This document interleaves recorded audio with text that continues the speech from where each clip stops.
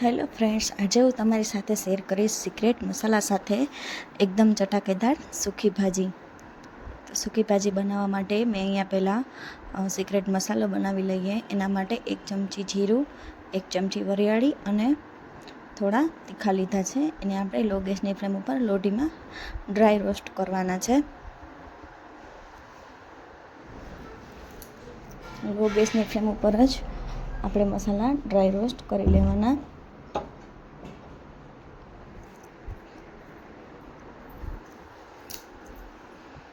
અને હવે ગેસની ફ્લેમ બંધ કરી અને 2 મિનિટ માટે ઠરવા મૂકી દેવાનું છે. હવે ઠરી જાય ત્યારબાદ એને એક મિક્સિંગ બાઉલમાં લઈ અને એમાં 1 ચમચી જેટલો આમચૂર પાવડર ઉમેરી તેને પીસી લેવાનું છે. અને હવે એક પેનમાં 2 મોટા ચમચા જેટલું તેલ લઈ એની અંદર થોડું જીરું ઉમેરી દેવાનું. ત્યારબાદ મીઠા લીમડાના પાન અને 2 થી 3 લીલા સમારેલા મરચાં, થોડા માંડવીના બી અને હલાવી લેવાનું છે. માંડવીના બી આવી રીતે તળાઈ જાય તેલમાં એટલે એની અંદર અડધી વાટકી ઝીણું સમારેલું ટમાટું ઉમેરી દેવાનું છે. અને એને ટમેટાને આપણે સાંતળવાનું છે. હવે મેં અહીંયા બાફેલા બટાકા લીધા છે, આવી રીતે કટ કરી લીધા છે, એ ઉમેરી દેવાના અને એને સરસ મિક્સ કરી લેવાના છે. 2 મિનિટ માટે બટેટાને આવી રીતે લો ગેસની ફ્લેમ ઉપર હલાવવાના છે.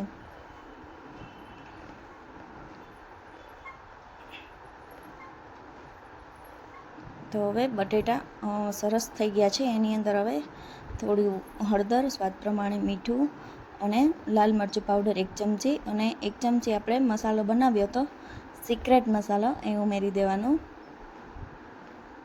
અને આને 2 મિનિટ માટે પાકવા દેવાનું છે, જેથી આપણા મસાલા સરસ ટેસ્ટ આવી જાય મસાલાનો.